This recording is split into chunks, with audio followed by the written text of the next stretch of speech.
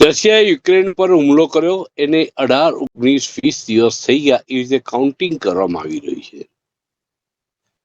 દિવસો એક બાજુ ગણી રહ્યા છે અને જેને તે કોઈ લેવા દેવા નથી. એ વાત છે કે યુક્રેનની હાલત માટે આપણે મગરના આંસુ સારી રહ્યા છીએ. શબ્દ ભારેખમ છે કે મગરના આંસુ સારી રહ્યા છે, પરંતુ કાશ્મીરના ભાઈઓ અને બહેનો 32 વર્ષથી ન્યાય માટે જજુમી રહ્યા છે. મને એક આખી પેઢી બદલાઈ ગઈ. બીજી પેઢીએ જન્મ લીધો જેને પોતાનું વતન, માત્ર વતન, વતનની મીઠીની સુગંધ નથી લીધી. ફરી ક્યારે કાશ્મીરમાં પગ મળશે એ કાશ્મીર પર વિશ્વાસ નથી. એક સારું એક પગલું ભરાયું કે 370ની કલમ દૂર થઈ, પરંતુ દિલ્હી હજી ખૂબ દૂર છે. એનાથી તસવીર અત્યાર સુધી ઉભરી રહી છે. 32 વર્ષથી કાશ્મીરના પંડિતો પોતાનું ઘર શોધી રહ્યા છે કાશ્મીરમાં. અમે અમારા વતન ક્યારે પાછા જઈશું આ સવાલ પૂછી રહ્યા છે. આ આપણા માટેનો એક કપાળ ઉપર લાગેલો એક કલંક છે. 1990માં જ્યારે છાવણીમાં જમ્મુ અને કાશ્મીરી પંડિતોને આશ્રય આપવામાં આવ્યો, ટેમ્પરરી આશ્રય. જો આજે પણ ઘણા દિલ્હીમાં અને જમ્મુમાં રહે છે આશ્રિત બનીને, જે દિશા દશા કશું નક્કી નથી. 1990માં જ્યારે જવાનું સદભાગ્ય મળ્યું કાશ્મીરમાં, ત્યારે હમણાં અંદાજ નતો કે કાશ્મીરમાં કેવી સ્થિતિ વણસી ચૂકી છે. કાશ્મીર શબ્દ આવે એટલે આપણને એક પર્યટક મગજમાં ઉભરી આવે. રિપોર્ટિંગ કરવા માટે ગયા, ખબર હતી કે જોખમો ખૂબ છે, સાવધાની બહુ રાખવાની જરૂર છે, અને મીડિયાને તો ત્યાં નથી, એન્ટ્રી નથી, એમ કહેવામાં આવ્યું. જમ્મુ રેલવે સ્ટેશન ઉપર પહોંચ્યા અમે, અને ત્યાં થોડી જ વારમાં ત્યાં બ્લાસ્ટ થયો. અમે નિરાશ્રિતોની છાવણીમાં ગયા ત્યારે જમ્મુ અને કાશ્મીરની નિરાશ્રિતોની છાવણીમાં 10 મિનિટથી વધારે રોકી શક્યા. એક બાળકની જેમ અમે ડુસકા ભરતા ભરતા બહાર નીકળી. એ આજે પણ છે, સમ્યા નથી. ફાઇલ્મ પિક્ચર આવ્યું છે ત્યારે કાશ્મીરની સમસ્યાઓ નજીકથી બતાવવાનો કદાચ પ્રયાસ થયો છે. સમસ્યાનો ઉકેલ હજુ સુધી નથી આવ્યો. ફિલ્મો આવશે, એક જબરજસ્ત જનૂન આવશે, ભારત માતા કી જય, આ ગળાની નસ ફૂલી જાય એટલી જોરથી આપણે ચિલ્લાઈશું. કેમ કે આપણે મૂળ તો માસ હિસ્ટેરિયાનામાં આવશું છીએ. માસ હિસ્ટેરિયા આપણો શોખ છે. ગણેશજી દૂધ પીવે છે, નંદી દૂધ પીવે છે, અને દૂધની છલુડીઓ લઈને દોડી જનારી પ્રજા છીએ આપણે. સમસ્યાનું સમાધાન શોધવાની આપણી તેવડ કદાચ આપણે અનેક માર ખાધા પછી, ગુલામીના આટલા વર્ષો પછી ગુમાઈ ચૂક્યા છીએ. જુનાગઢના સિનેમા ગૃહમાં લોકો જ્યાં જગ્યા મળી ત્યાં બેસી ગયા, પિક્ચર જોયા ને ધુસકે ધુસકે રડ્યા, બસ વાત પૂરી. 1895માં ગોરી ગજનીના કાળમાં પણ આ ભારત દેશની પ્રજા 16 કરોડ રૂપિયાથી સોનાની ચીડિયા કહેવામાં આવતું હતું. 16 કરોડની જનતા, ખાલી 16,000 લોકો જો સામે થયા હોત, ખાલી 16,000 લોકો જો અંગ્રેજોની સામે થયા હોત, ગણ્યા ગાંઠ્યા અંગ્રેજો આવીને દેશે ગુલામ કરીને ચાલ્યા ગયા, તો કદાચ આ દેશમાં એક બિલકુલ ઊની આંચ ના આવી હોત, દેશ ગુલામ ના થયો હોત. પણ મારે શું અને આપણે કેટલા ટકા પારકા ઝઘડામાં પડીને આપણે શું, કાશ્મીર વાળા જાણે. આ માઇન્ડસેટ સ્વાર્થી, એકદમ હલકી કક્ષાની માનસિકતા આપણી આના માટે જવાબદાર છે, એમ કહેતા મને જરા પણ સંકોચ થતો નથી. મૂળ વાત ઉપર આવું, કાશ્મીર ફાઇલ્સ. આ ફિલ્મની ચર્ચા કરવા માટે આજે આપણી સાથે ઉપસ્થિત છે ડોક્ટર હેમાંગભાઈ વસાવડા, કોંગ્રેસ પક્ષના સિનિયર મોસ્ટ પ્રવક્તા, અને સાથે સાથે આપણી સાથે ઉપસ્થિત છે ભારતીય જનતા પાર્ટીમાંથી રાજુભાઈ ઉપસ્થિત છે. બે કાશ્મીરના બે ભાઈઓ આપણી સાથે, જેમને પોતાની નજર સામે આ દુઃસ્વપ્ન ભર્યા દિવસો જ્યાં છે, ફરી યાદ કરવા પણ માંગતા નથી. રૂવાડા ખડા થઈ જાય છે થોડીક પણ યાદ આવી જાય તો. એવા એક ભરતભાઈ બામરું અને સુનિલભાઈ કચરું બંને આપણી સાથે ઉપસ્થિત છે અને હું તમામનું સ્વાગત કરું છું આ પાવર પ્લે કાર્યક્રમમાં. હેમાંગભાઈ, આ કાશ્મીર સમસ્યા એક રાતમાં પેદા થઈ નથી, સ્વાભાવિક રીતે કહેવામાં આવે છે. મારો પ્રશ્ન પાછળનો પ્રશ્ન આપ સમજી ગયા હશો. થોડીક અનદેખી થઈ, થોડીક કોકની ભૂલ પણ થઈ છે. કોની ભૂલ થઈ છે કોની નહીં એ ચર્ચામાં ઉતરીશું તો કદાચ એક આર્ગ્યુમેન્ટ દલીલોમાં ફરી આપણે ખર્ચી નાખીશું. કાશ્મીર સમસ્યા ઠેરી ઠેર છે. શું લાગે છે કે કાશ્મીર સમસ્યા એ 1947માં દેશ આઝાદ થયો ત્યારથી શરૂ થઈ અને કાશ્મીરના રાજા એમની ઈચ્છા હતી એક અલગ પ્રદેશ માટેની, એટલે છેક સુધી ભારતના કરાર ઉપર સહી ના કરી અને પરિણામ શું આવ્યું આપણે જોઈએ છીએ. પાકિસ્તાનથી કબાલીઓ ઘૂસી આવ્યા અને 80% કાશ્મીર કબજે કરી ગયા. પણ કાશ્મીર સંબંધમાં 370ની કલમ હટ્યા પછી એક આશા જાગી હતી. એ આશા ફળીભૂત થઈ કે નહીં આપણી દ્રષ્ટિએ? પદ્મકાંતભાઈ, સૌથી પહેલા આપણા દર્શકોને એક માહિતી આપી દઉં. મારી સાથેના ગેસ્ટ પણ પૂછી શકે છે કે હેમાંગભાઈ, તમારે ને કાશ્મીરને શું, તમારે કાશ્મીર અરે શું લેવા દેવા છે? તો હું અતિ સ્પષ્ટ કહી દઉં પદ્મકાંતભાઈ કે કાશ્મીરના જે વિસ્થાપિત પંડિત છે એવી એક દીકરી મારી પુત્રવધુ છે.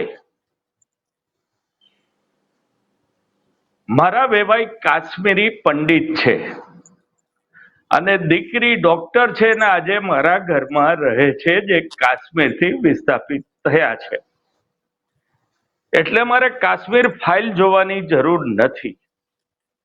કાશ્મીરમાં જે કાંઈ થયું છે એનું તાદશ્ય, આંખે દેખ્યું વર્ણન મેં વારંવાર સાંભળ્યું છે.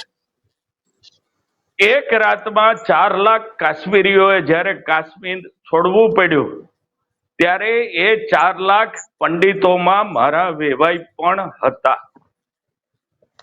એટલે બાકીના કોઈ મને એવો પ્રશ્ન મહેરબાની કરી ના પૂછે કે તમને શું ખબર, ગૂગલીયું જ્ઞાન, વોટ્સએપ યુનિવર્સિટીનું જ્ઞાન, આ હું સ્પષ્ટતા કરી દઉં. બીજી વાત કરું કે અતિ કમનસીબ અને રૂવાડા ખરડા કરી દે એવી આખો ઇતિહાસ છે. 4 જાન્યુઆરી 1990 જેથી ભારતના વડાપ્રધાન વિશ્વનાથ પ્રતાપ સિંઘ હતા, ગૃહમંત્રી અડવાણીજી હતા, વિદેશ મંત્રી વાજપેયીજી હતા અને 6 મહિના પહેલા કોંગ્રેસની સરકારને પાડીને બીજેપીના ટેકાથી વિશ્વનાથ પ્રતાપ સિંઘ વડાપ્રધાન થયા હતા. કાશ્મીર રાજ્યની સરકાર ત્યારે બરખાસ્ત હતી. મુફ્તી મોહમ્મદ સઈદ કેન્દ્રમાં કેબિનેટ મિનિસ્ટર હતા, જે ભાગલાવાદી છે. અને હું પ્રજાને કહી દઉં કે એમની દીકરી મહેબૂબા મુફ્તી સાથે પછી ભારતીય જનતા પાર્ટીએ સરકાર બનાવી હતી. એ ત્યારે કેન્દ્રમાં મિનિસ્ટર હતા અને સંઘના પ્રબળ ટેકેદાર અને સંઘી જગમોહન ત્યારે રાજ્યપાલ હતા. 4 જાન્યુઆરી 1990 ને દિવસે સ્થાનિક અખબારમાં મુસ્લિમ આતંકવાદી સંગઠનો મારફત ધમકી છાપવામાં આવી કે લોકો કાશ્મીર છોડી દે, પંડિતો, હિન્દુઓ, નહીતર કત્લેઆમ થશે. 4 જાન્યુઆરી ત્યારે ઘાટીમાં કાશ્મીરમાં 5 લાખ સૈનિકો તૈનાત હતા. 5 લાખ સૈનિકો તૈનાત હતા. તેમ છતાં મુઠ્ઠીભર આતંકીઓએ 4 લાખ હિન્દુઓ, પંડિતોને ખદેડ્યા.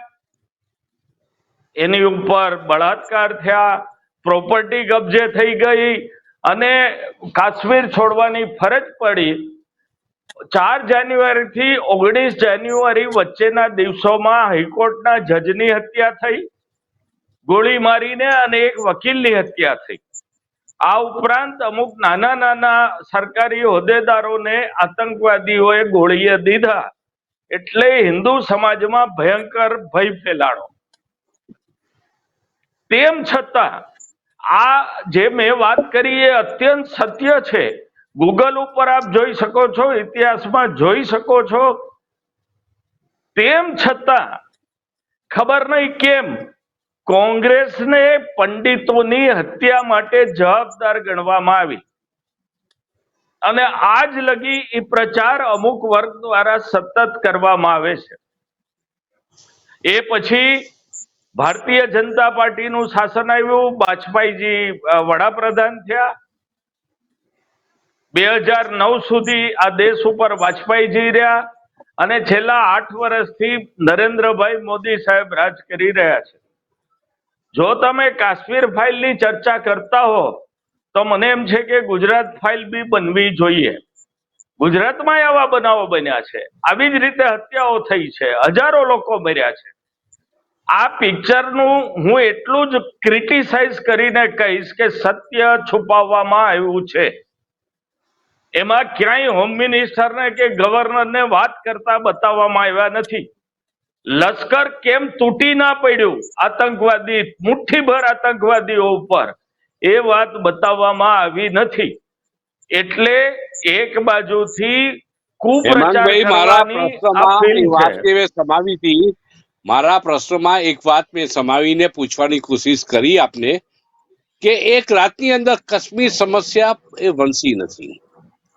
કેન્સર જેવી મહાભયંકર બીમારી પણ પહેલા સ્ટેજમાં ખબર નથી પડતી, બીજા સ્ટેજમાં પણ ખબર નથી પડતી, લાસ્ટ સ્ટેજમાં ખબર પડતી હોય એવા ઢગલાબંધ કિસ્સાઓ છે. ગુમડું પાકી ન જાય ત્યાં સુધી એની પીડા ખબર નથી પડતી, પાકવા લાગે ત્યારે ખબર પડે છે, એટલે ફાટે છે ત્યારે વેદના થાય છે. મુદ્દો એ છે કે 370ની કલમ કાશ્મીરમાંથી દૂર કરો. એ જનસંઘ અને પછી ભાજપ અને ઘણા બધા હિન્દુસ્તાનના હિન્દુ પ્રજા કહેતી હતી કે 370ની કલમ દૂર કરો. તમે કીધું લીગલી થઈ શકે એમ નથી, ભાજપે કરી બતાવી. આના માટે તો તમારે કઠેડામાં ઉભા રહેવું પડે, કોંગ્રેસે જવાબ આપવો પડશે ને હેમાંગભાઈ? મને 370ની કલમ શું છે અને કાશ્મીર સિવાય બીજા કોઈ રાજ્યમાં છે કે નહીં, આ પ્રશ્નનો જવાબ જોઈએ છીએ. 370ની કલમ શું છે અને કાશ્મીર સિવાય કેટલા કોઈ રાજ્યમાં એ લાગેલી છે કે નહીં, એ મારે જરા સમજવું છે. હું એમ કહીશ પદ્મકાંતભાઈ કે 370ની કલમ ના હોત તો કાશ્મીર ત્યારે જ આપણાથી જુદું થઈ ગયું હોત. કાશ્મીર ક્યારેય ભારતમાં ભળવા માંગતું નહોતું. ભલે કોઈને ગમે કે ન ગમે, હું કોઈને ખુશ કરવા વિધાન નથી કરતો. જવાહરલાલ નહેરુજી અને સરદાર વલ્લભભાઈ પટેલની કુશાગ્ર નીતિને કારણે કાશ્મીર બચ્યું અને એને બચાવવા માટે જરૂરી જે 370ની કલમ છે એ લગાવવામાં આવી. મારે ગુજરાતની પ્રજા, ભારતની પ્રજાને પૂછવું છે કે 370ની કલમમાં શું છે, શું એવું છે? મને કલમ ખબર હવે નથી, હું રાજુભાઈને જાણવા હું મોકો માંગુ આપીશ. છું. ખ્યાલ છે કે 370ની કલમ માત્ર કાશ્મીરમાં નથી, તમારા નાગાલેન્ડમાં પણ આ જ સ્થિતિ છે, બીજા પ્રદેશોમાં પણ છે. એ વાત સાથે ડોક્ટર હેમાંગભાઈ હું સંમત છું. એટલે હું હવે રાજુભાઈ પાસે આવીશ. રાજુભાઈ, 370ની કલમ દૂર કરી, મને જરા યાદી એટલે નામ નથી જોઈતા, ખાલી આંગળીના વેડે ગણી શકાય એટલા મને નામો આપો. નામ એટલે સંખ્યા આપો. કેટલા લોકોએ કાશ્મીરમાં 500 વારનો પ્લોટ પણ ખરીદ્યો છે? નંબર 1. મને એ જણાવો કે 7 વર્ષથી ભારતીય જનતા પાર્ટીની સરકાર સ્પષ્ટ બહુમતી સાથે, 28 વર્ષના ઇતિહાસમાં પહેલી વખત બન્યું છે, સ્પષ્ટ બહુમતી સાથે આવી અને કાશ્મીર સમસ્યાનો ઉકેલ લાવવા માટે પ્રયાસો નહીં થયો એમ નથી કહેતો, પણ નક્કર કોઈ પરિણામ હાંસલ થયું નથી. મુદ્દો રાજુભાઈ એ પણ છે કે કાશ્મીરી પંડિતો પોતાનું ઘર હજુ મેળવી શક્યા નથી અને ક્યાં સુધી નિરાશ્રિતોની છાવણીમાં એમને સડવું પડશે? આ જવાબ લોકો માંગી રહ્યા છે. પહેલા તો આપણે જે પિક્ચરના કાશ્મીર ફાઇલ્સ માટે આપણે ચર્ચા માટે ભેગા થયા છીએ, જે પ્રકારે અત્યારે કોંગ્રેસની દુર્દશા પ્રજાએ કરી, તેમ છતાં મારા વડીલ મિત્ર અને મારા કરતા વધારે જ્ઞાની એમણે કોંગ્રેસનો પક્ષ મજબૂત મૂકે. કોંગ્રેસ તો આમાં ક્યાંય છે જ નહીં, બધું વાજપેયીજીએ જ કર્યું. એમના કહેવા મુજબ એવું સાબિત કરી દીધું એમણે, કારણ કે એમણે કોંગ્રેસની તરફેણી કરવાની જ છે. પોતાના વેવાઈને પણ એમને કોરોના મૂકી દીધા અત્યારે, કે વેવાઈને પણ ખરાબ લાગે એવું બોલવું તો બોલી નાખ્યું, કોંગ્રેસ મારી સચવાવી જોઈએ. ફર્સ્ટ થિંગ, જ્યારે નહેરુજી અને શેખ અબ્દુલ્લાની મહત્વાકાંક્ષાઓ ખૂબ હતી, એના કારણે જ કાશ્મીર અડધું આપણા ભાગમાં આવ્યું ને અડધું પાકિસ્તાનના ભાગમાં ગયું. આના માત્ર ને માત્ર દાતા હોય તો નહેરુજી અને શેખ અબ્દુલ્લા. હરિસિંહ હિન્દુ રાજા હતા, એમને સરદાર વલ્લભભાઈ પટેલ જોડે ચર્ચા વિચારણા કર્યા પછી લશ્કર માગણી કરી અને એ પ્રશ્ન નહેરુજીએ કીધું કે હું ઉકેલી નાખીશ, તમે બીજા બધા પ્રશ્નોમાં પડો, આ મારું વતન છે ને, હું ઉકેલી નાખીશ. અને શેખ અબ્દુલ્લાની ભાઈબંધી અને એસો વિલાસ કરવા માટે થઈ અને નહેરુજીએ કાશ્મીર સમસ્યાનું આ મૂળભૂત પેદા કર્યું હોય પ્રશ્ન, તો નહેરુજી અને શેખ અબ્દુલ્લાની મહત્વાકાંક્ષાઓના કારણે. અને જ્યારે ભારતનું લશ્કર પાકિસ્તાન સુધી પહોંચવાને તૈયાર હતું, ત્યારે યુદ્ધ વિરામ નહેરુજીના કહેવાથી થયો. અને આજે કાશ્મીરની દુર્દશા આ લોકોના કારણે થઈ. એક દેશની અંદર બે પ્રધાન, બે નિશાન અને બે સંવિધાન, આ ક્યારેય ના હોઈ શકે. એ નહેરુજીના ડિસિઝનના કારણે આ અસ્તિત્વમાં આવ્યું અને 370 ની કલમના કારણે અસ્તિત્વમાં આવ્યું. રહી વાત કાશ્મીરી પંડિતોની, જ્યારે કાશ્મીરી પંડિતોની નિર્મમ હત્યા થઈ હતી, ત્યારે કેમ કોંગ્રેસની સરકાર હતી કે નહોતી, પણ વિપક્ષમાં પણ નહોતા એ લોકો, કેમ ત્યાં અવાજ ના ઉઠાયો? અને ગૃહપ્રધાન મુસ્લિમ હતા, તેમ છતાં એમને ત્યાં કોઈ પગલા ના ભર્યા. એવું કહીને છૂટી જશે કે વડાપ્રધાન તરીકે વિશ્વનાથ પ્રતાપસિંહ હતા કે અટલ બિહારી વાજપેયી હતા, એમ કહીને છૂટી જશે. પરંતુ ત્યાં 370 ની કલમના કારણે ત્યાં આગળ અને બે સંવિધાનના કારણે ત્યાં આગળ કોઈ પણ પ્રકારના પગલા લઈ ના શકાય. તેમ છતાં પણ વાજપેયીની સરકારે ઘણા બધા પગલા લીધા હતા, પરંતુ ત્યાં આગળ બર્બરતા એ થઈ, એમણે એક જજની હત્યાનું ઉદાહરણ આપ્યું.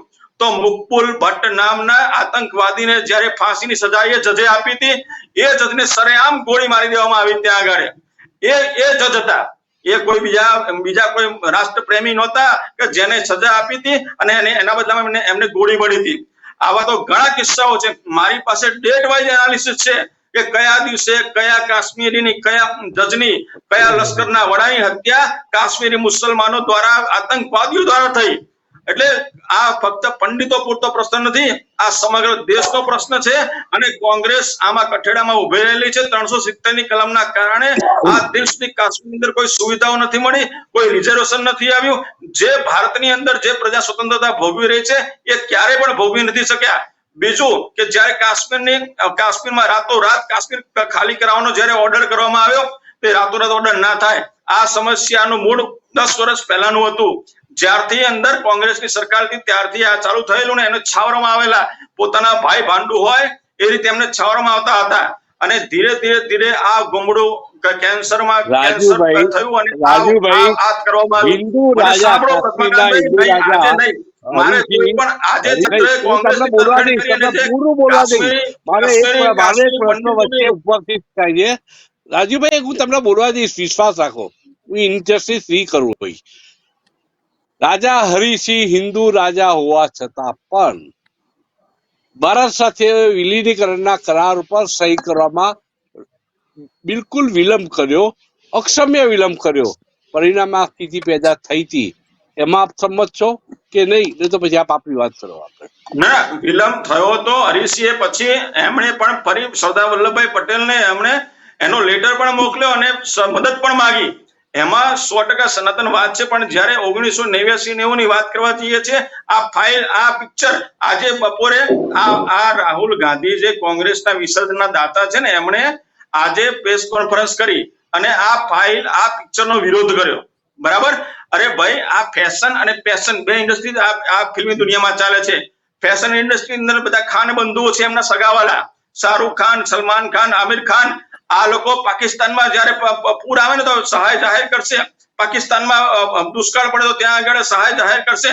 ભારતની અંદર જ્યારે દુષ્કાળ થાય કે કોરોના થાય ત્યારે 1 રૂપિયાની પણ સહાય આપવા નથી માંગતા. અને અહીંયા આપણા માટે પીકે જેવા પિક્ચરો બનાવે, હિન્દુ દેવી દેવતાનો વિરોધ કરવા માટેના પિક્ચરો બનાવે તો એની સ્પોન્સરશિપ લેશે, એમાં પોતાની હીરોગીરી બતાવશે અને એની ચર્ચા કરશે. આજે કપિલ શર્માના શોમાં પણ આ પિક્ચર માટે ના પાડવામાં આવી. અને આ જો ખાન બંધુઓની જે દાઉદ ઇન્ડસ્ટ્રીથી ચલાવવામાં આવે છે એ ઇન્ડસ્ટ્રીના માટે જો કંઈ કરવાનું હોત તો આ બધા તૂટી પડ્યા હોત. એટલે આ અક્ષય કુમાર ગણો, અજય દેવગન ગણો, કંગના રનાવત કરો, આ લોકો આપણી ફેશન ઇન્ડસ્ટ્રીના દાતાઓ છે. જ્યારે ફેશન ઇન્ડસ્ટ્રીના દાતાઓ તરીકે સલમાન ખાન, શાહરુખ ખાન અને આ ખાન બંધુઓની ત્રિપુટી આવે છે. જાવેદ અખ્તર જેવા માણસે એવું કીધું કે કાશ્મીર જતું રહે તો શું વાંધો છે? અરે ભાઈ, તું તારા ઘરનું સંભાળ ને તું કાશ્મીર જતું રહે, એટલે ભારતનું એક અભિન્ન અંગ છે. હિન્દુ જવાની વાત કરે, સુફિયાની સુડો સેક્યુલરની વાત કરે છે આ લોકો. જ્યારે હિન્દુઓ પર, જ્યારે કાશ્મીર ઉપર આક્રમણ થયા છે ત્યારે આ કોઈ ફિલ્મ ઇન્ડસ્ટ્રી દ્વારા ક્યારેય કામ નથી લાગ્યા. આજે અક્ષય કુમારની જો એને લશ્કરના જવાનો માટે કેવી શરૂઆત કરી હતી, આજે આવા લોકોને એ લોકો કોરણે મૂકવા માટે આ ફિલ્મનો વિરોધ કરી રહ્યા છે. જ્યારે આજની તારીખમાં આ પિક્ચર જોતા લોકોના રૂવાડા ખડા થઈ જશે ને પોતાનો ભૂતકાળ આજે એસીમાં બેસીને વર્તમાનના લોકો જોઈ રહ્યા છે ને ભવિષ્યનું નિર્માણ કરી રહ્યા છે. આ વસ્તુ એવી છે કે ભવિષ્યમાં આ વસ્તુ આવવાની છે આપણી જોડે. રાજુભાઈ, જ્યારે ચર્ચાઓ થતી હોય ત્યારે બુદ્ધિજીવી લોકો બળાત્કારને પણ વ્યાજબી ઠરાવી શકે એટલી દલીલો કરી શકતા હોય છે. હું એક જણ ઉપર વ્યક્તિગત આ વાત નથી કરતો. દલીલોના તો પોતા થોકપંજ હોય છે. મારે એ જાણવું છે કે મોહમ્મદ અલી જીનાની કબર ઉપર જઈને ખાલી ચાદર ઓઢવાડીને એમને સાચા દેશભક્ત કહેનાર અડવાણી જ્યારે પાછા આવ્યા ત્યારે મુંબઈ અધિવેશનમાં એમનું રાજીનામું લઈ લેવામાં આવ્યું હતું. એ રાજીનામું લેનાર આરએસએસના વડવાઓ પિરાનામાં શિબિરની અંદર મોહમ્મદ અલી જીનાનો લાઈફ સાઇઝ ફોટો મૂકે છે અને એ તસવીર મૂકીને લખે છે દેશભક્ત. કઈ આપણી આમાં સાતત્ય છે? કઈ છે?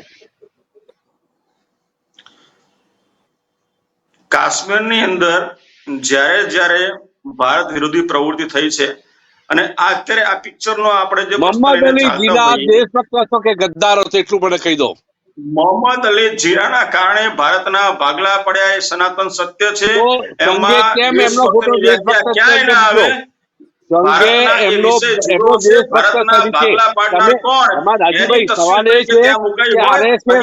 ફેક્ટરી હોઈ શકે ખરી? આરએસએસ એવી ફેક્ટરી હોઈ શકે? આ દેશભક્ત છે ને આ દેશભક્ત નથી એટલે સર્ટિફિકેટ વેચે. મોહમ્મદ અલી જીના કેવી રીતે દેશભક્ત હોઈ શકે? મને આટલું સમજાવો. મોહમ્મદ અલી જીનાના કારણે ભારતના ભાગલા પડ્યા એ સનાતન સત્ય છે. અને દેશભક્તિની વ્યાખ્યામાં ક્યાંય ના આવે, ભાગલા પાડવાની વ્યાખ્યામાં જ આવે. અને એને પ્રોત્સાહન આપનાર કોણ કોણ હતા એ આપ સુપેરે જાણો છો. એ વિષયમાં મારે પડવું નથી. પીરાના શિબિરમાં જઈ આવો, ત્યાં ફોટા. મારી વાત સાંભળો, મને એક વાત કહી દેવા દો. મારા કોંગ્રેસના મિત્રે ગુજરાત ફાઇલ્સ ની વાત કરી તો ગુજરાતના 59 લોકોને ટ્રેનમાં જીવતા સળગાવી દેવામાં આવ્યા હતા. એ ફાઇલ્સ ની વાત કરો તમે. અત્યારે ક્યાંના ક્યાં પહોંચી ગયા. મુસ્લિમ તુષ્ટિકરણ નથી તો શું કયું તુષ્ટિકરણ છે કોંગ્રેસના રાજની અંદર? આજે ગોધરા કાંડમાં જે લોકોને 59 લોકોને સળગાવી માર્યા હતા, તમે ગુજરાતની વાત કરો છો. કાશ્મીરની વાત ભૂલવાડવા માટે તમે ગુજરાતની વાત કરો છો. કેમ કાશ્મીરની વાત ભૂલવાડવા માંગો છો બધાને? કેમ કાશ્મીરના પંડિતોની વાત ભૂલવા માંગો છો? આજે વિસ્થાપિત થઈ ગયા. અરે એ લોકોની સ્ત્રીઓને મુકતા જાઓ ને તમે લોકો ભાગી જાઓ. આવું કહેનારા કોણ હતા? અને ફિલ્ડિંગમાં તમારે દોડવું પડશે. હેમાંગભાઈ પણ આમ બરાબર ટાપીને બેઠા છે જવાબ આપવા માટે. ભરતભાઈ हमारे साथ बैठे, कश्मीर से आया ये है, कश्मीरी है, 32 साल से कश्मीर छोड़ा, आज तक वापिस नहीं गए, घर अपना ढूंढ रहे हैं, अपना घर का नक्शा भी याद नहीं है.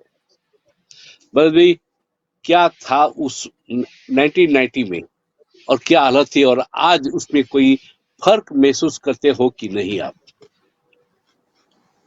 देखिए, जो 90 में था वो, अभी हम कश्मीर फाइल्स की बात कर रहे हैं तो कश्मीर फाइल्स में सत्य पे ये बनी है पिक्चर. बट आप एक मूवी में, मैं तो इसको मूवी नहीं मानता हूँ, मैं एक अपने लिए एक समुदाय, कश्मीरी पंडित समुदाय के लिए इसको एक इमोशन मानता हूँ. इसमें 5% भी अगर हम बोलेंगे तो वो भी बहुत, क्योंकि मूवी में आप उसको कंप्रेस नहीं कर सकते. जो भी मूवी में दिखाया गया है, हम मूवी पे ही अगर अब बात कर रहे हैं तो मूवी में जो भी वहां पे उस समय हुआ था 89-90 में उस पे बनी है। और दूसरा, जब ये रिलीज हुई थी तो हमारे लिए एक चैलेंज था, खासकर मैं अपना अहमदाबाद की बात करूं तो हम चाहते थे इसको टैक्स फ्री करें। उसके लिए मैं अपने मुख्यमंत्री जी का बहुत आभार करता हूं। उसमें अपने जितने भी अक्रॉस पार्टी लाइंस हमारे को बहुत सहायता मिली उसको टैक्स फ्री करने के लिए।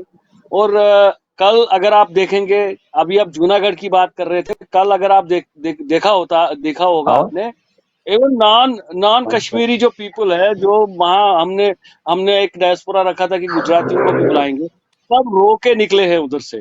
तो मैं ये बता रहा हूँ, ये एक सत्य पे घटना हुई है। मैं आपसे पूछना था कि कश्मीर की हालत में 32 साल के बाद आपको सुधार महसूस हुआ है या नहीं?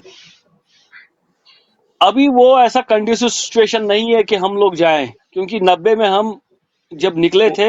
Okay, thank you. मैं पीसीआर को मैं बोलता हूँ, पीसीआर ने कही કે જૂનાગઢના થિયેટરોમાં ઉમટી પડેલા લોકોને બતાવવાના દ્રશ્યો, જે દ્રશ્યો સ્ક્રીન પર બતાવવામાં આવે, લોકોને અહેસાસ થાય કે લોકોની સંવેદનાઓ કેટલી હદ સાથે કાશ્મીર ફાઇલ સાથે જોડાયેલી છે।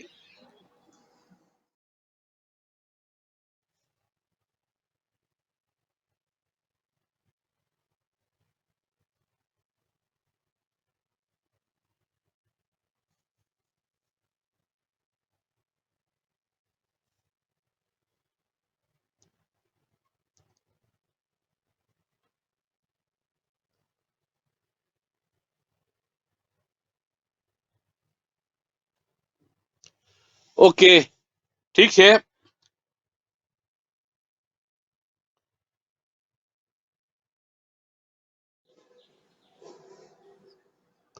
જગ્યા ન મળી તો નીચે બેસીને લોકોએ ફિલ્મ જોઈ અને આખા થિયેટરમાં સ્થિતિ એવી હતી કે કોણ કોના આંસુ પોછે, કોણ કોને શાંત પાડે।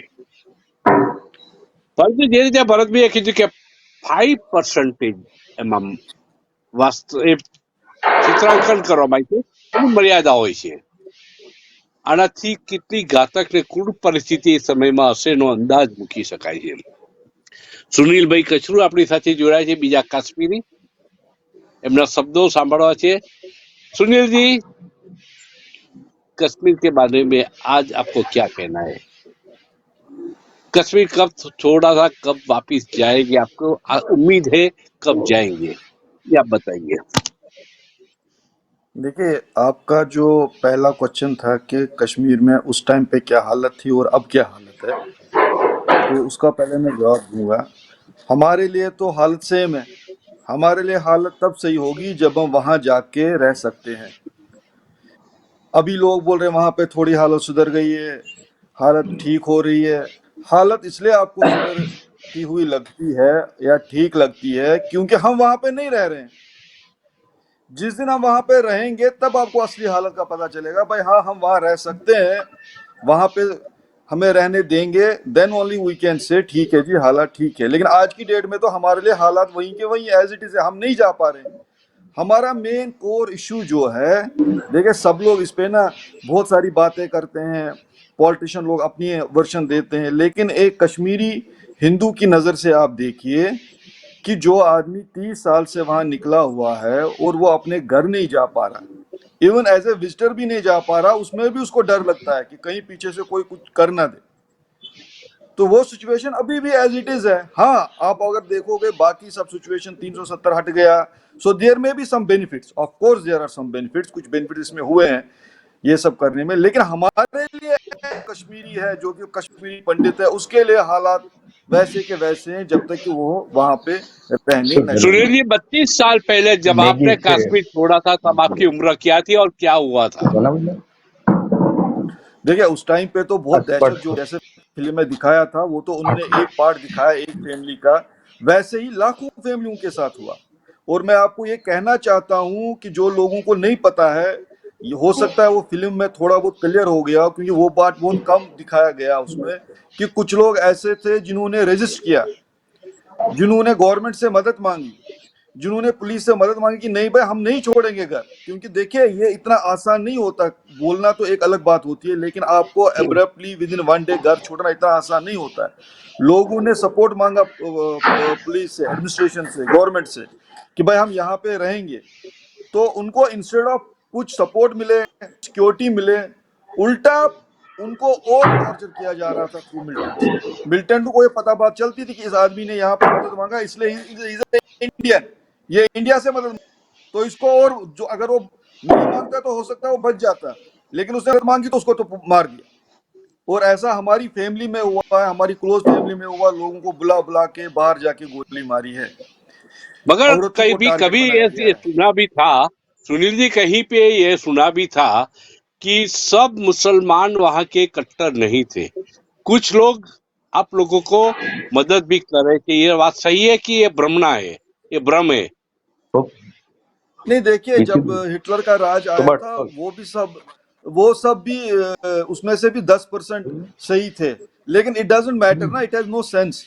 अगर आपके 100% में 5% सही है, it doesn't make any sense. आप 95% वालों की बात कीजिए। अगर उस टाइम पे it is a simple statistics, अगर उस टाइम कश्मीर में अगर 60% 70% भी सपोर्ट करते तो ये हालत नहीं होती। But each and every one was with them, each and every one was giving them आप इंफॉर्मेशन, कश्मीर कभी भी भूल एडमिनिस्ट्रेशन नहीं वॉज विद देम, सकते हैं, पुलिस वॉज विद देम। आप कभी भी कश्मीर नहीं भूल सकते हैं सुनील जी। आप कश्मीर नहीं भूल पाए, अभी तक नहीं भूल पाए। 32 साल के बाद आपको कश्मीर की याद बहुत आती है। मुझे ये जानना है आपसे, कैसी याद ऑफ आती कोर्स है, हर किसी को। कैसे दिन याद आते हैं आपको? देखिए एक बात बताओ, कश्मीर तो वैसे ही फिरदौस माना जाता है कि मैं वहां का रहने वाला हूं, जिसे फिरदौस कहते हैं। आप समझे ना कि वो जन्नत है।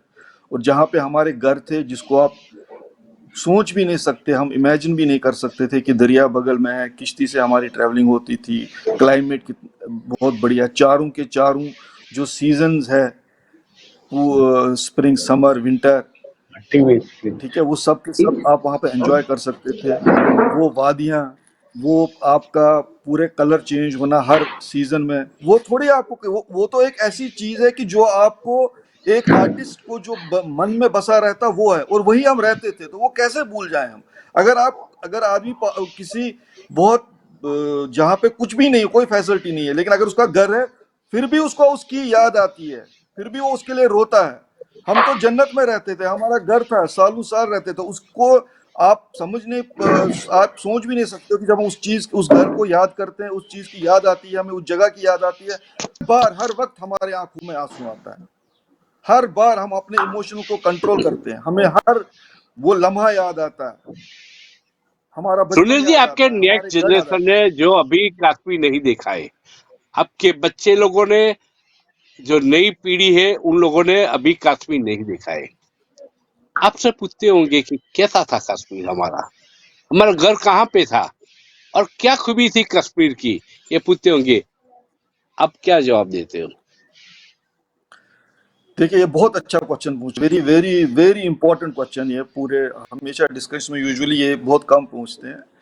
हम लोग हमेशा ये चाहते हैं कि जो भी सीनियर लोग होते हैं कि वो हमारे बच्चे जो है उनको थोड़ा बहुत टच रहे अपने जो उनका मदरलैंड है, they should know their motherland very well, ठीक है वो। लेकिन हमारी बदकिस्मती है, हम उनको सिर्फ फोटो में ही बता सकते हैं और पुरानी कहानियां बता सकते हैं। और हमारा जो कश्मीरियों का जो कैरेक्टर था, कि वो कैरेक्टर क्या था, we were all qualified people, 100% literate people, we always supported non violence. हमने कभी वायलेंस को ये नहीं करने दिया। इवन वहाँ के जो मुसलमान लोग थे, वो आज जितने भी पढ़े लिखे, हमने उनको पढ़ाया। आप आज भी आप पूछेंगे जितने वहाँ सीनियर लोग हैं, वो 90% लोग वो है जिनको कि कश्मीरी टीचर्स ने पढ़ाया। हमारा जो मेन था कि we always delegated our power, we always delegated our knowledge. हमने नॉलेज को ट्रांसफर कर दिया, हमने अपने तक नहीं रखा। सो मच जो वी डिड ऑल गुड, और हम अपने हम उनको चाहते हैं कि भाई आप always and okay always Sunil ji, आपके यहाँ कोई गेस्ट आए, आप उनको वेलकम कीजिए। हम अब और जुड़ जाइए, फिर से हम आपसे फिर से बात करेंगे। आप फिर से आप जुड़ेंगे तब हम आगे बात करेंगे। हेमांग भाई, अगेन હું એ સવાલ કરું છું જે રાજુ પૂછ્યો હતો એ સવાલ, કાશ્મીરની સમસ્યા માટે કોંગ્રેસ એકમાત્ર જવાબદાર અને જવાહરલાલ નહેરુ શેખ અબ્દુલ્લા વચ્ચેનો જે અગાઢ પ્રેમ, જે વિલાસિતા હતી એમની, જે એમને એને ભોગવવા માટે અને પોતાનો ઈગો સંતોષવા માટે કાશ્મીર સ્વર્ગને નર્ક કોંગ્રેસે બનાવ્યું, એમ રાજુભાઈનું કેવું હતું. આપના જવાબની અપેક્ષા હતી. રાજુભાઈને મારા કરતા વધારે ઇંતજારી છે. હા, મારે રાજુભાઈ ને મને એ તો ખબર પૂછવું જ છે શું બોલવાના છે. કે 1900 જ્યારે જવાહરલાલ નહેરુ વડાપ્રધાન હતા, સરદાર વલ્લભભાઈ પટેલજી હોમ મિનિસ્ટર હતા, ત્યારે કાશ્મીરની બાબતનો એક પોર્ટફોલિયો હતો અને એના મિનિસ્ટર કોઈ હતા, રાજુભાઈ નામ યાદ આવે? મારા ખ્યાલથી પદ્મકાંતભાઈ દીનદયાળ ઉપાધ્યાયજી કાશ્મીરના મામલાના કેબિનેટ મિનિસ્ટર હતા. જો હું ના, ભૂલ ના શ્યામા કરતો. પ્રસાદ મુખર્જી. હે? હા, શ્યામા શ્યામા પ્રસાદ પ્રસાદ મુખર્જી. મુખર્જી હતા. અને શ્યામા પ્રસાદ મુખર્જી, જો હું ભૂલતો ન હું, તો ભારતીય જનતા પાર્ટીના આદર્શ પુરુષ પણ છે. એટલે શ્યામા પ્રસાદ મુખર્જી પણ આ ચિત્રમાં છે. હવે જેને ઇતિહાસ જાણ્યો જ નથી અથવા ઇતિહાસને તોડી મરોડી વિકૃત કરીને પ્રજાને દેવો છે, એની આ વાત છે. તમે આખી જો કાશ્મીરની સ્વતંત્રતાની વાત જુઓ ભારત સ્વતંત્રતાની સાથે, તો 1946 થી આ મુવમેન્ટ શરૂ થઈ. જે તે વખતના જે મહારાજા હતા એ જુદું સ્ટેટ અથવા પાકિસ્તાન સામે જવા માંગતા હતા. ત્યારે એમના જે મિનિસ્ટર હતા મહારાજાના, એ પંડિત હતા મિસ્ટર કાક. શેખ અબ્દુલ્લાએ રાજાને કાશ્મીર છોડાવી અને કાશ્મીરને ભારતમાં ભેળવવા માટે એક બહુ મોટી મુવમેન્ટ ચાલુ કરી. આજે ઇતિહાસ છે, આપ ગમે ત્યાં કન્ફર્મ કરી શકો છો. આ મુવમેન્ટના ભાગરૂપે માઉન્ટબેટન, ત્યારે હજી ભારત સ્વતંત્ર નહોતું થયું, માઉન્ટબેટન ઇન્ટરવીન થયા. કાક અને મહારાજા ત્યાં મળ્યા માઉન્ટબેટનને, અને પછી 3 મહિનાની મહેનત પછી કાક નિષ્ફળ ગયા ભારત સરકારને સમજાવવા માટે. લોર્ડ માઉન્ટબેટન, કોંગ્રેસ અને મુસ્લિમ લીગ ત્રણેય જ નહીં મળ્યા હતા. ત્યાર પછી જનકસિંહ કરીને માણસને એમના કાશ્મીરના મિનિસ્ટર એમના રાજાએ બનાવ્યા અને સ્ટેન્ડ એવું લીધું કે અમને સ્વતંત્ર રાજ્ય આપો. આ વાત ત્યાંથી શરૂ થઈ. લડાઈ ચાલુ થઈ. પાકિસ્તાન તરફથી એમના જે આતંકી આદિવાસીઓ હતા એમનું લશ્કર આવ્યું, ભારત તરફથી એ લશ્કર ગયું, અને 1947માં આઝાદી પછી યુનોના ઇન્ટરવેન્શન થી સીઝ ફાયર થયું અને મેકમોહન લાઇન બની. સીઝ ફાયર પછી જે કાંઈ કોન્ફરન્સીસ થઈ, જેમાં શ્યામા પ્રસાદ મુખર્જી બી હતા, નહેરુજી બી હતા, પટેલજી બી હતા અને કાશ્મીરના પ્રતિનિધિ હતા, એમાં આખું એક બંધારણ ઘડવામાં આવ્યું જે અસ્થાયી બંધારણ છે. અસ્થાયી. અને પરિસ્થિતિ સુધરે એટલે 1947 પછી ગમે ત્યારે 370 કાઢી અને વિલય કરવો, આ વાત થઈ. પણ અલગતા પરિબળો જે છે અલગતાવાદી, એની સતત મુવમેન્ટ અને ધમાલને કારણે આ થઈ શક્યું નહીં. જનમત સંગ્રહની વાત આવી જે કોંગ્રેસ સરકારે સ્વીકારી નહીં. કારણ કે જો જનમત થયો હોત કાશ્મીરમાં તો 100% કાશ્મીર ભારતના હાથમાં રહ્યું ન હોત. આ મેટર પછી યુનોમાં પણ ઘણી ચર્ચાણી. રશિયાના પુટિને યુનોની આખી જે મહત્વ છે એ ખતમ કર્યું, પણ આ યુક્રેનની વોર પહેલા યુનોનું ઘણું મહત્વ હતું. આ વાત પણ આપણે સમજવી પડે. યુક્રેનનું વોરમાં પુતિને યુનોને કાગનો વાગ કર્યો, આ વાત છે. એટલે ચોક્કસપણે હું એક વાત સ્વીકારીશ બહુ પ્રમાણિકતાથી કે ક્યાંક ને ક્યાંક કોંગ્રેસ સરકાર અતિ કડી કે લોહિયાળ નિર્ણય ન લીધા.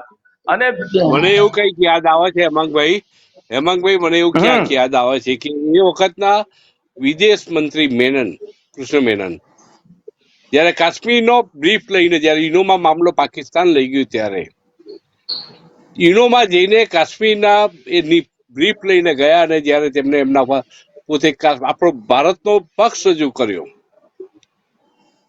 ત્યારે 8 કલાક સળંગ એ બોલ્યા હતા. ફરીના 6 કલાક પછી જયારે એ સેશન પૂરી થતી હતી, બીજા દિવસ ઉપર જતું હતું, એ જ અરસામાં એ બેહોશ થઈને ટળી પડ્યા. બીજા દિવસે ફરી બીજા 2 કલાક બોલ્યા અને ભારતનો પક્ષ રજૂ કર્યો. અને એવો જડબેસ લાગ કે એ વખતે 100 માંથી 95 લોકો ભારતની વિરુદ્ધમાં હતા અને કાશ્મીર પાકિસ્તાનને આપી દેવું જોઈએ એ માનસિકતા સાથે બેઠા હતા. એમને કન્વર્ટ કર્યા અને ભારત પક્ષે લાવવામાં એમને સફળતા મળી. હવે બીજી વાત એ યાદ દઉં પદ્મકાંતભાઈ કે અટલ બિહારી વાજપેયી, રાજીવ ગાંધી જ્યારે વડાપ્રધાન હતા ત્યારે અટલજીને પણ યુનોમાં કાશ્મીરની બાબત મૂકવા માટે રાજીવજીએ ભારતના પ્રતિનિધિ તરીકે મોકલ્યા હતા અને એમણે પણ બહુ સુંદર રજૂઆત કરી અને દુનિયાને કન્વિન્સ કરી હતી મેનનની જેમ. અને આ બધા કારણે ભારત અત્યારે કાશ્મીરને પોતાનો ભાગ ગણી શક્યું છે. ભલે ઘણા પ્રશ્નો છે પણ તોય આજે એ આપણું છે. તોય આપણું છે, પરંતુ મોદી સરકારે હિંમતપૂર્વક અને ગૃહમંત્રી અમિત શાહ હિંમતપૂર્વક ભારતના નકશા સાથે પીઓકે જોડીને સંસદની અંદર એમ પણ કહ્યું કે પીઓકે હવે અમે ગમે ત્યારે લઈ લઈશું. હેમાંગભાઈ, નહીં, ચોક્કસ.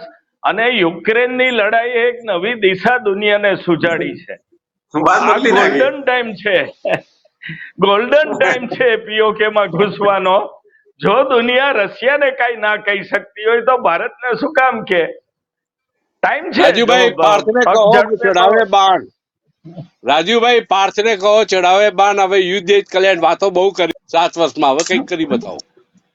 જો આ કહેવત નરેન્દ્રભાઈ અને અમિતભાઈની સરકારમાં સાચી સાબિત થઈ જ છે. નરેન્દ્રભાઈએ બાણ ચડાયું એ અને અર્જુને બાણ ચડાવ્યું હતું. નરેન્દ્રભાઈએ ઝંડો ચડાવ્યો હતો ત્યાં આગળ લાલ ચોકમાં, ત્યાંથી બાણ ચડાવી દીધું નરેન્દ્રભાઈએ તો. એટલે નરેન્દ્રભાઈની દિલદસ્તી જુઓ કે જ્યારે કાશ્મીર લાલ ચોકમાં જવાની હિંમત નહોતી ત્યારે નરેન્દ્રભાઈ ત્યાં જઈ લાલ ચોકમાં તિરંગો ફરકાવ્યો હતો. કોંગ્રેસની જવાબદારી હતી નરેન્દ્રભાઈને સાચવવાની, એટલે એમાં બહાદુરી હજુ પણ હું નથી ગણતો. લાલ ચોકમાં મારો મુદ્દો સાંભળો. એ પછી વડાપ્રધાન બન્યા પછી કેમ ના કર્યું? વડાપ્રધાન થયા પછી લાલ ચોકમાં કેમ રાષ્ટ્રધ્વજ ફરકાવ્યો? મારી વાત સાંભળો. આપણા દેશમાં ધ્વજ ફરકાવવા માટે કોંગ્રેસ જવાબદારી લે કે હું તમને રક્ષણ આપીશ, તમને તમે જવા દો? કોંગ્રેસે એવું કેવા કામ કર્યા હતા કે આપણા દેશના ઝંડો ફરકાવવા માટે રક્ષણ આપવું પડે? એટલે કોંગ્રેસની એક કાયરતા કહેવાય કે ભારતીય જનતા પાર્ટીના લોકોએ ઝંડો ફરકાવી નેમ લીધી અને ત્યાં રક્ષણ આપવા માટે એમને મજબૂર થવું પડ્યું. બાકી કોંગ્રેસ ક્યારેય ઈચ્છતી નહોતી કે લાલ ચોકની અંદર રાષ્ટ્રધ્વજને ફરકાવવામાં આવે. રાજુભાઈ, હવે મને બોલવા તો દો. રાજુભાઈ, એ જ નરેન્દ્રભાઈ લાલ ચોકમાં જે રાષ્ટ્રધ્વજ ફરકાવવા ગયા હતા, એ જ નરેન્દ્રભાઈ પંજાબમાં વડાપ્રધાન બન્યા પછી 500-700 મીટર દૂર ખેડૂતોને જોઈને અને બેક થયા અને જીવ માંડ બચ્યો એમ કે છે. મારો મુદ્દો એ છે કે વડાપ્રધાન બન્યા પછી એકાદ 26મી જાન્યુઆરીની ઉજવણી લાલ ચોકમાં કેમ ન થાય? સિયાચીનમાં નરેન્દ્રભાઈ જયારે વડાપ્રધાન બન્યા તો જ્યારે સિયાચીનમાં પણ જઈ આવ્યા છે, કાશ્મીરમાં પણ જઈ આવ્યા છે. એ તમારું ધ્યાનમાં છે. બીજી વાત તમને કહી દઉં કે અબકી બાર લાલ ચોક એમ કહી દો, બસ અબકી બાર લાલ ચોક કહી દો એટલે મને સંતોષ થઈ જાય. અબકી બાર લાલ ચોક નહીં, અબકી બાર પીઓકે अपना होगा, અબકી બાર પીઓકે अपना होगा.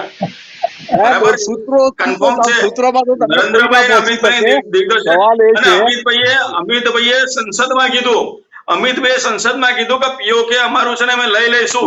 એનો જવાબ તમે સાંભળ્યો કોંગ્રેસના પ્રવક્તા પાસેથી? એમણે વાતને યુક્રેન તરફ લઈ ગયા. એટલે એમને પીઓકે ગમતું જ નથી, એમને યુક્રેન ગમે છે પણ પીઓકે નથી ગમતું. રહી વાત રાજકારણની, આપણે રાજકારણથી પર થઈને એક વાત કરીએ.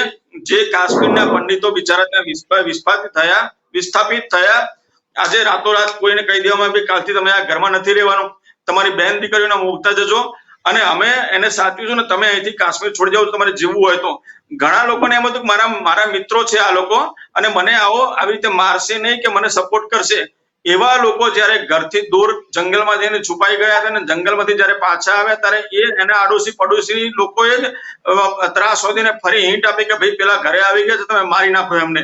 એવા અસંખ્ય દાખલા બન્યા છે કે જેમાં કાશ્મીરનો પંડિત જગજાહેર છુપાઈ ગયો હોય ને પછી રાત્રે ઘરે આવ્યો હોય ત્યારે એની હત્યા થઈ હોય ને 18 લોકોને લાઈનમાં ઉભા રાખીને મારી નાખવામાં આવ્યા છે આ ત્રાસવાદીઓ દ્વારા. એ વખતે સરકારો ક્યાં ગઈ હતી એનો એક પણ ઉલ્લેખ આજની તારીખમાં કોઈ પણ આ કોંગ્રેસની સરકારે કર્યો નથી. ક્યારે બીજી વાત કહી દઉં, એમણે ના ના મને એક મિનિટ પદ્મકાંતભાઈ, હું અરે બાપુ હું તમને અરે મને મારી વાત સાંભળો પદ્મકાંતભાઈ, એક મિનિટ મારી વાત સાંભળો. તમે બહુ વિદ્વાન છો, હું વિદ્વાન નથી, હું ભૂલી જઈશ, મારું યાદશક્તિ બહુ ઓછી છે. બીજું એમણે જ્યારે વાત કરી કે ઇતિહાસ, અરે ભાઈ 1947 થી પહેલા તમે જયારે મુસ્લિમને તમે આ શિક્ષણ પ્રધાન બનાવે ને, એમણે આપણને બાબર ભણાવ્યો, એમણે હુમાયુ ભણાયો, અકબર ભણાયો. અરે ભાઈ આ બધા જે લોકો આપણા ઉપર હુમલા કર્યા હતા, આપણા લોકોને રહેસી નાખ્યા હતા, આપણા મંદિરો લૂંટી લીધા હતા, એવા લોકોનો ઇતિહાસ આપણે ભણાવવાનો હોય, એવા લોકોનો ઇતિહાસ કોંગ્રેસની સરકારે આપણને ભણાવ્યો. રાજુભાઈ કોંગ્રેસને મુદ્દા ના આપો.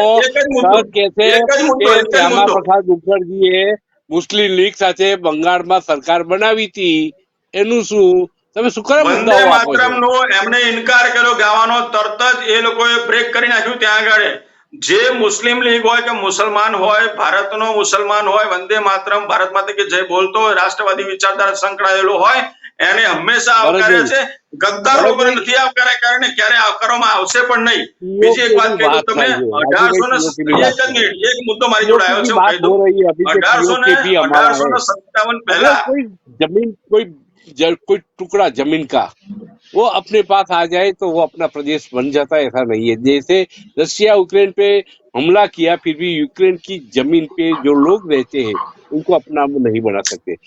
कश्मीर की बात करें तो कश्मीर में अपनापन आप महसूस करते हो, मगर कश्मीर जाने की इच्छा पूरी नहीं होने से बहुत दुखी भी हो.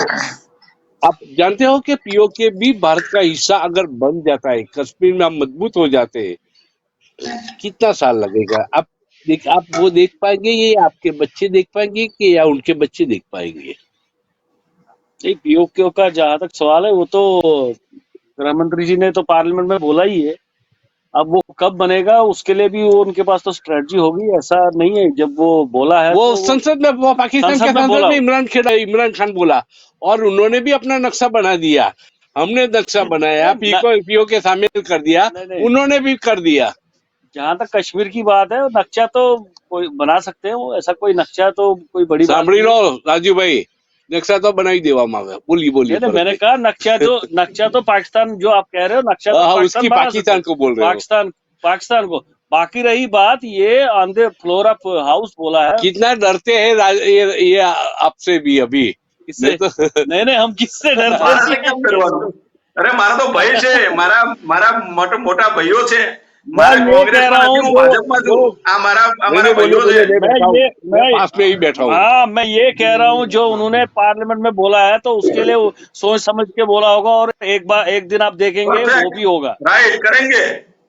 अब की बार पीओके 70 साल लेके वो भी पीओके में सरकार 70 साल हमने सहन किया कांग्रेस को, ऐसा ये बोलते हैं.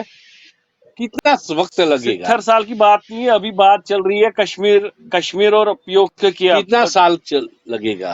वो तो आपको अंदाज लगाओ, कोई भी अंदाज लगा दो. अंदाज लगाने की बात नहीं है. जब देखिए, विश्वास नहीं है, अंदाज नहीं लगा सकते, वो विश्वास नहीं है. कब होगा? विश्वास इतना है, एक दिन होगा. यस.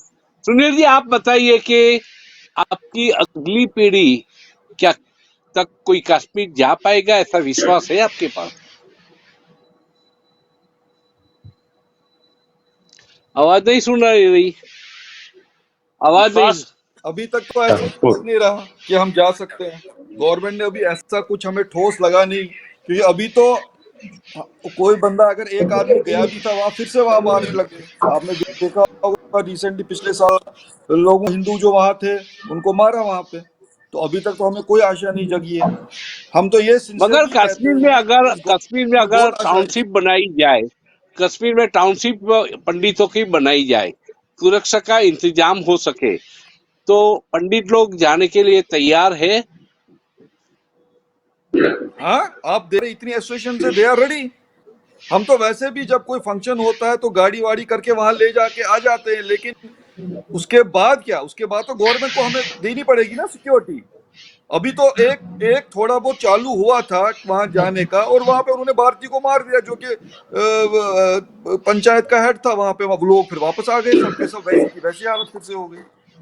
आपकी नजर में तो इस सुझाव बार क्या जो है, आशाएं हमें सुझाव थी, क्या जो है हमने आशाएं स्पेशली सुनील बांधी जी? थी, वो अभी तक उसमें से हमें कुछ अभी लगा नहीं। हाँ, 370 हटाया, इट्स अ गुड मूव। बाकी ओरेशन में उन्होंने चेंजेस की, इट्स अ गुड मूव। लेकिन मैंने आपको पहले ही बोला, जहां तक कश्मीरियों का, हिंदुओं का रहने का सवाल है वहां पे, उसमें अभी तक हमें कोई भी इंप्रूवमेंट नहीं दिखी। उसमें इंप्रूवमेंट होनी चाहिए। देखिए, हर कोई, अभी आपने देखा नजर यहाँ पे में कोई कांग्रेस को सपोर्ट कर रहा है, वो बीजेपी को सपोर्ट कर रहे हैं, लेकिन हिस्ट्री जो एक्चुअल है उसको बोलने के लिए बहुत टाइम चाहिए। अगर हम ये बोलेंगे कि जब कश्मीर हमारा हुआ था तब आपने पीओके अब क्यों ले रहे हो आप, ये जो अभी कंडीशन आई है ये क्यों हुई है, क्योंकि शेख ने 70 साल पहले शुरू किया था ये इस्लामाइजेशन। वहां पे जब पूरे इंडिया में टिलर लैंड एक्ट आया, पूरे इंडिया में जिनसे लैंड ली गई, जो भी मालिक थे, उनको कंपनसेशन मिला। Kashmir is the only state जिसने ये कंपनसेशन नहीं दिया। तो that proves the Islamisation was started from that day itself. उसके बाद वहां पे जगहों के नाम चेंज हो गए, जो हिंदू नाम थे वो जगहों के उनको इस्लामिक नाम दिए गए। उसके बाद गवर्नमेंट जॉब्स में हिंदुओं को नहीं प्रेफर किया, जबकि टॉप मोस्ट नंबर पे, पहले 100 नंबर पे हिंदू आते थे। आरईसी में फर्स्ट टॉप पे हिंदू आते थे, मेडिकल में फर्स्ट टॉप पे हिंदू आते थे वो कॉलेज, लेकिन उनको फिर भी सीट नहीं दी जाती थी। आज भी अगर आप बैंकों में देखेंगे, जम्मू बैंक जो थे अभी तक, उनमें डायरेक्ट रिक्रूटमेंट होता था। एग्जाम कोई होता नहीं था, क्योंकि उनको मालूम था एग्जाम देंगे तो हिंदू वहां पे टॉप पे आ जाएंगे, सब जाएंगे। तो ये इस्लामाइज जो आप ये अभी कंसर्न देख रहे हो ना, ये सब पुरानी पॉलिसीज है जिसकी वजह से आज हम यहाँ पे पहुंचे हैं।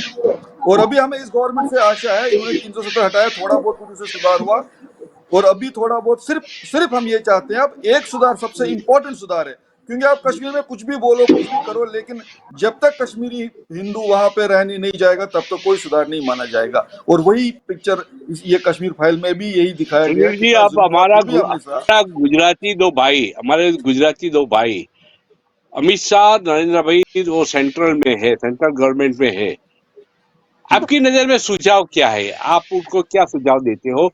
कश्मीर में अमन फिर से वापस आ जाए, इसलिए क्या आप सजेस्ट करते हो? देखिए, उसका तो एक ही इलाज है। पहले तो क्रॉस बॉर्डरिज्म में आप एक ऐसा कुछ सिस्टम बनाए कि वो जीरो हो जाए, नहीं तो इसका कभी कोई सोल्यूशन नहीं होगा। आप सोल्यूशन करोगे, वहां से टेररिज्म आ जाएगा, फिर से मारना चालू हो जाएगा।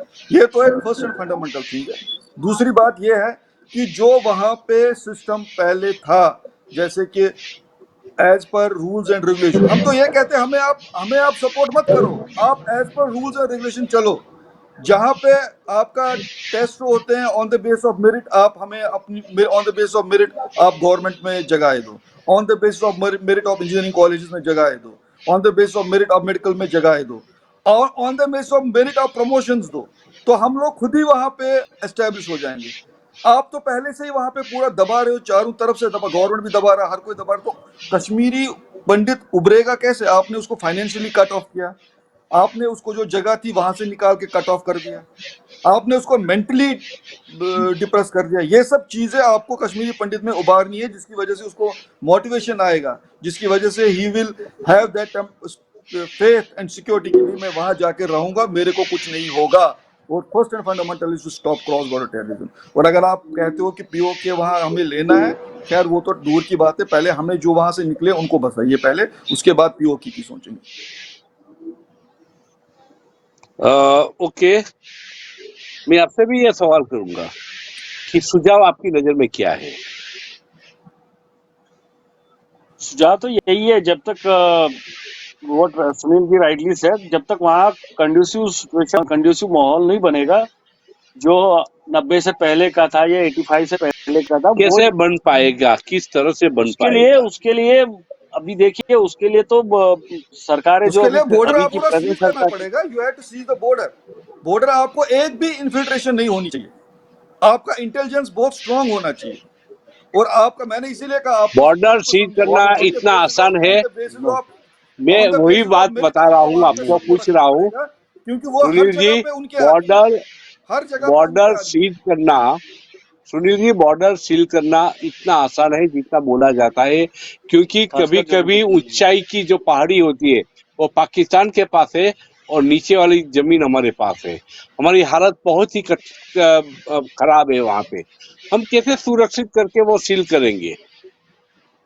देखिए मैंने बोला वो एक पॉइंट, दूसरा पॉइंट आप जरा मेरा गौर से सुनिए कि उसका क्या मतलब है, कि जो भी वहां पे ऑन द मेरिट बेसिस जब वहां पे टॉप लेवल जो रिजर्विंग है, जो भारतीय है, वहां जो माना जाता है, इंडियन माना जाता है, वो जो सिस्टम है वो आपको वहां पे उनके मन में बताना पड़ेगा कि this is a part of India, और ऑन द बेसिस ऑफ मेरी टॉप लेवल पे रहेगा, और उससे इंटेलिजेंस भी हमारा स्ट्रांग होगा।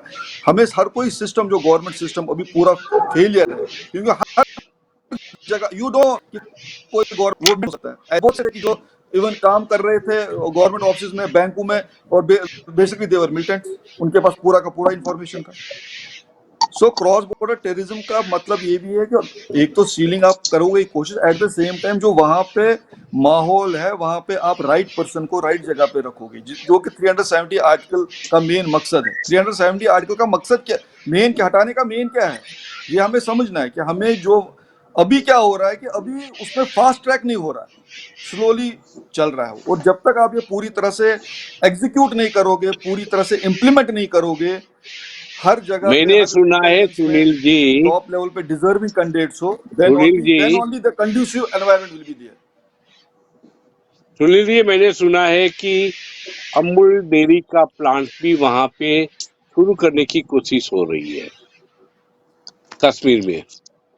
वेलकम स्टेप है, अच्छा, अच्छी बात है। यस, ये अच्छा, इट्स अ गुड और स्टेप, वहां पे आपका इससे यस। और साइलेंटली आपका ये काम अभी हो रहा है, और 3-4 बार सोडी ने वहां जाके वो प्लान भी बनाया नहीं, है, साइलेंटली क्यों आप उसको, इसलिए कि हंगामा मचाने से क्या फायदा, हमें तो रिजल्ट चाहिए, ऐसा रिजल्ट ये आएगा ना। गवर्नमेंट सोच रही है। यही नहीं नहीं नहीं, लाइक, देखिए यहाँ पे ये पॉइंट है, यही पॉइंट, यही फर्क है कश्मीर में और बाहर, ये आप पॉइंट समझिए, वाई साइलेंटली, दैट मीन्स कि हम कश्मीर में, मैं आपसे कह रहा था पहले, हमें वहां पे वैसी सिचुएशन बनानी है कि कोई चीज साइलेंटली नहीं करना है, ओपनली काम हो। आज आप कह रहे हो कि अमूल वहां पे साइलेंटली बन रहा है, तो फिर कश्मीरी हिंदू वहां कैसे रहेगा ओपनली, वो कैसे घूमेगा सड़कों पे, वो कैसे जॉब करने जाएगा? तो first you have to make that environment, वो माहौल पहले बनाना पड़ेगा, एनवायरमेंट दैट इज अच्छा बनाने क्योंकि की जरूरत है, और इसके साथ ही एक ये में हम एक बार फिर राउंड लेने की कोशिश करते हैं, और शॉर्ट में ये आंसर चाहिए। हेमांग भाई, હાજી હલો પીઓ કે તો દૂરની વાત છે, અત્યારના કાશ્મીરમાં પંડિતોને વસાવો અને એ માટેનું એન્વાયરમેન્ટ ઊભું કરો એમ કહેવામાં આવે છે। આ રાઈટ ટાઈમ નહીં છે એ અને કરી શકાય એમ છે। બહુ સારી વાત થઈ છે। હલો, હાજી, વાત બહુ સરસ અવાજ કરી। સંભળાય છે? હા, એન્વાયરમેન્ટ નજરે ત્યાં લગીના દરેક સ્ટેપ ફેલ જવાના છે। ત્યાંના લોકોને પણ એક કન્વિન્સિંગલી એમને મનાવવા પડે કે તમે પાર્ટ ઓફ ઇન્ડિયા છો, તમે ભારત સાથે જોડાયેલા છો, અને એ લોકો શાંત થાય। કારણ કે જેમ આપણે સાથેના લોકોએ કીધું કે આડોશી પાડોશીઓ પણ મર્ડરમાં હતા, તો આ જો તમે જ્યાં લગી આ વાત દૂર નહીં કરો ત્યાં લગી સુપર ઇમ્પોઝિશન થી કોઈ વાત થશે નહીં। બહુ સરસ વાત કરી કે વાતાવરણ સુધારો, બધું ઓટોમેટિક સારું થઈ જશે। ઓકે, રાજુભાઈ, એન્વાયરમેન્ટ ક્યારે સુધારશો?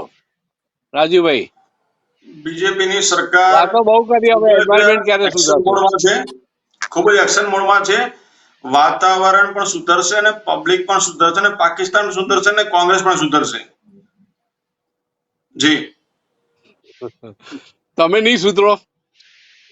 ભારતીય જનતા પાર્ટીના કારણે, નરેન્દ્રભાઈના ના, કારણે એટલે રાહુલ ગાંધી જો કોઈ વ્યક્તિ સંપૂર્ણ નથી, મંદિરમાં જનોઈ રાજુભાઈ, પેટા થઈ મેં એ ગયા। દ્રષ્ટિથી આનાથી પૂછ્યું, મોટી ઉપલબ્ધિ કઈ હોઈ શકે? રાજુભાઈ, આજે દ્વારકામાં રાજુભાઈ, આ લોકોએ શિક્ષણ free Rajubhai, MSc free Rajubhai, પડી ને કે આ લોકો રાજુભાઈ, અજમેરમાં શિબિર કરવા જાય તો દ્વારકામાં ના જાય ઘરે, રાજુભાઈ, એના બદલે આ દ્વારકામાં જવું રાજુભાઈ, પડ્યું। આનાથી મોટી ઉપલબ્ધિ કઈ કહેવાય? રાજુભાઈ, રાજુભાઈ પણ સુધરશે, રાજુભાઈ પણ સુખી થાય, હેમાંગભાઈ પણ સુખી થાય, અને સુનિલજી પણ સુખી થાય, અને ભરતભાઈ પણ સુખી થાય, પણ શરૂઆત વિશ્વ મારાથી કલ્યાણનો થાય. મંત્ર લઈને એમ ભારતીય જનતા એમ પાર્ટી ચાલે છે એમ હંમેશા. શરૂઆત સંઘની સુધારવાની વિચારધારાથી કોંગ્રેસ વિશ્વનું કરે છે. કલ્યાણ હોય આપણે તમે એવું શાના જોઈએ માટે છે. કોંગ્રેસને હિન્દુત્વની સુધારવાનું માંગો છો? વિચારધારામાં વિશ્વનું કલ્યાણ હોય એવું ચાલે છે, એવું થાય છે. રાજુભાઈ, તમે કોંગ્રેસ સુધરે એવી ભગવાનને શાના માટે પ્રાર્થના કરવી પડે?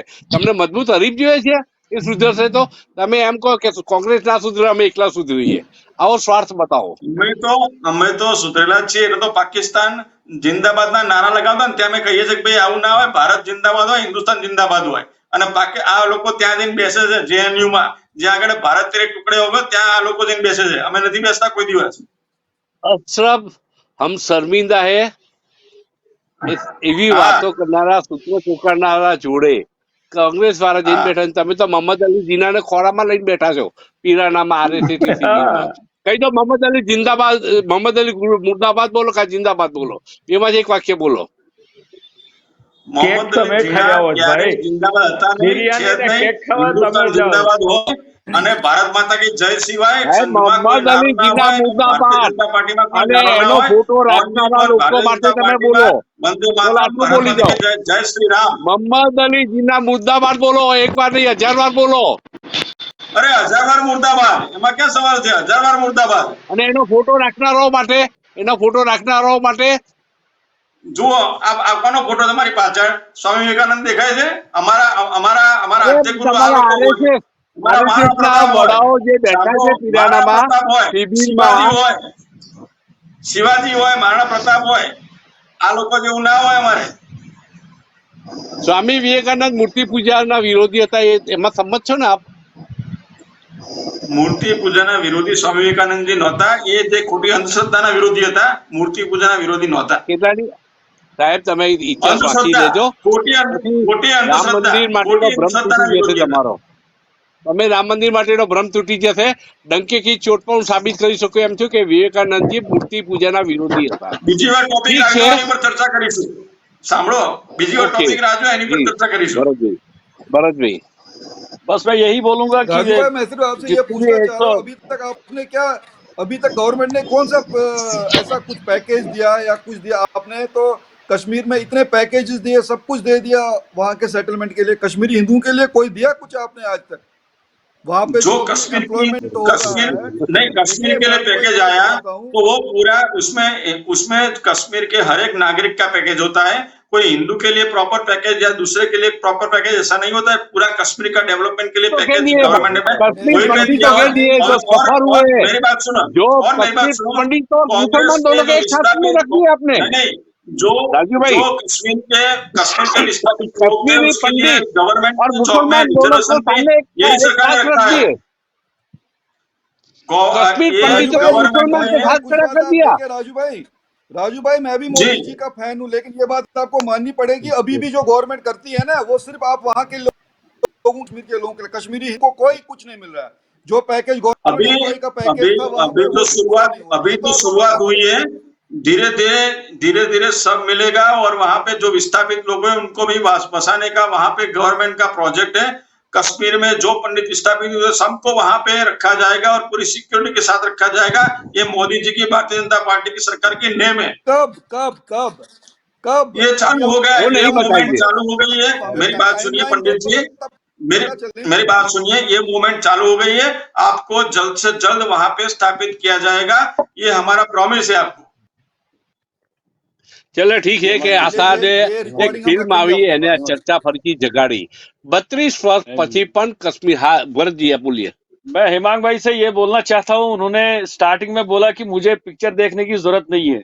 मैं हेमांग भाई से भी बोलना चाहता हूँ और 140 करोड़ जनता को भी बोलना चाहता हूँ, एक बार पिक्चर को देख लीजिए। Okay, thank you. अब હવે અહીં આ સાથે ચર્ચાનું સમાપન કરીએ છીએ।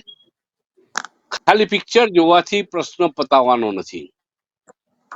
મોહમ્મદ ગોરી કે મોહમ્મદ ગજની જ્યારે ભારતની અફ્રીકી ચીડિયાથી લૂંટવા આવ્યા ત્યારે પ્રજા જો એમનો સામનો કર્યો હોત તો સોમનાથ લૂંટાયું પણ ના હોત।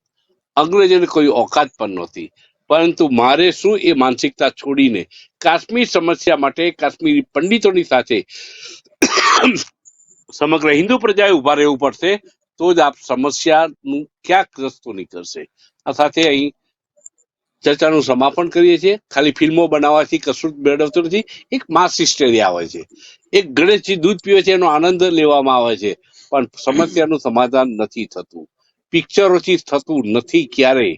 આ સાથે અહીં ચર્ચાનું સમાપન કરીએ છીએ. આવતીકાલે ફરી એક નવા વિષય સાથે મળીશું મિત્રો. ત્યાં સુધી રજા આપશો. નમસ્કાર.